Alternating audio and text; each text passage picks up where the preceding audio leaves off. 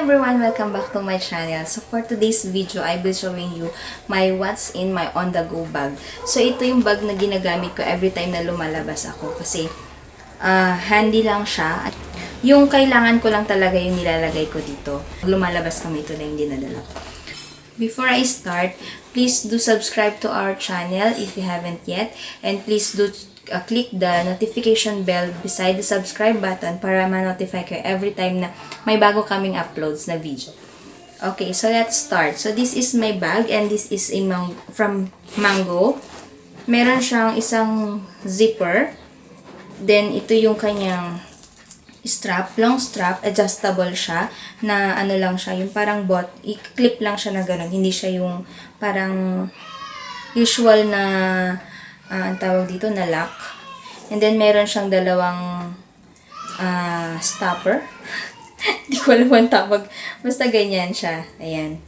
Tapos, sa loob, meron siyang dalawang compartments. Ayan.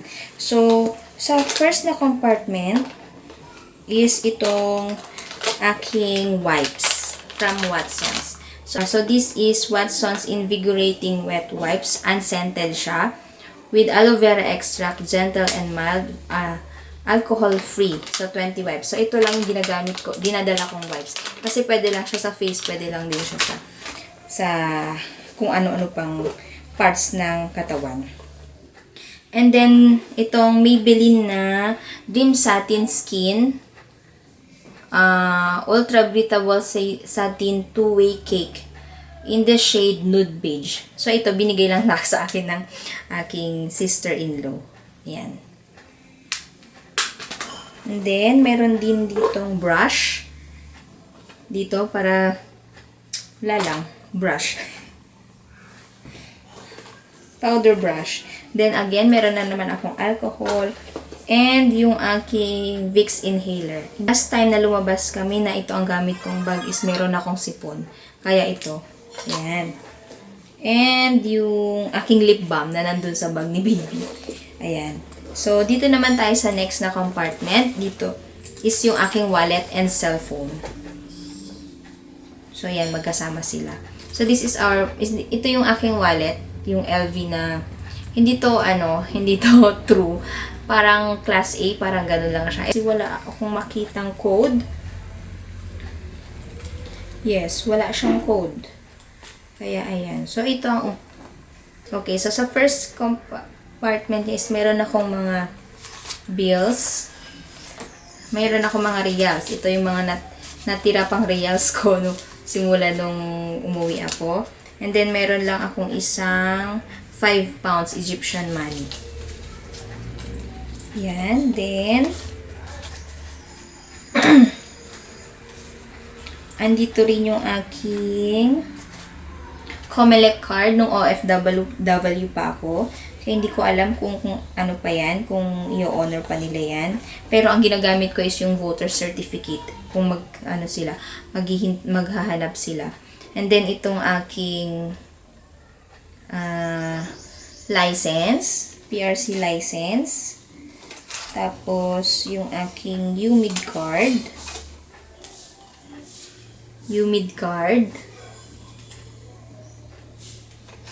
Then, meron ako mga pictures dito. Yung 2x2 at saka 1x1. Ano lang, for emergency purposes lang. Kung sakaling kailanganin nila. Yan. Tapos, ito, yung para sa card ng Novo. Wala pa kasi silang available na card doon. Kaya, ganito pa lang yung binibigay. So, every time na bibili ka, ipe-present mo to and then meron kang discount. Oo nga. Verify ko nga sa kanila pala yung yung card ko. Kasi wala pa ako nare-receive eh. Tapos, meron ako mga deposit slip. Deposit slips ni baby to. Sa bank account niya. And then, sa next naman, dito sa may ang dumi ng wallet ko. Walang laman yung sa may zipper na pang coins. Hindi ako naglalagay dito ng coins kasi parang ang bulky na niya tingnan masyado. And then sa next na naman is ito, puro 20s. Hinihiwalay ko kasi ang dami masyado para hindi ako mahirapan. 20s. Then dito naman sa next hundreds and fifties. Then, yung mga card is yung aking health card. Coco Life. Health card. Coco Life. And, itong BDO. Itong BDO ko, hindi ko alam kung ano pa siya. Kung valid pa siya.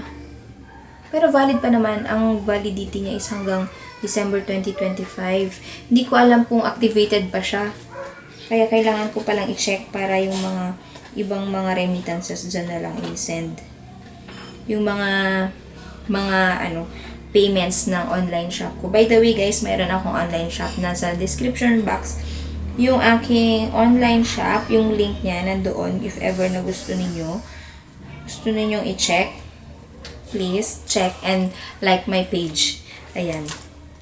So, dito naman sa last na na compartment niya is yung mga malulutong. Itong mga ganito iniipon ko rin kasi. Mga malulutong na pera. Either 50, any denominations, basta malulutong, tinatago ko talaga siya. Ayan. So, ito lang ang laman ng aking wallet at ng aking bag. Ayan, nakagawa ko ng 3 videos ngayon habang natutulog si baby. Yay! Himala. Ayan, so that's it for today's video. Guys, I hope you like it. And if you do, click the like button and share it to your friends. And don't forget to subscribe. Thank you. I'll see you on my next one. Bye-bye.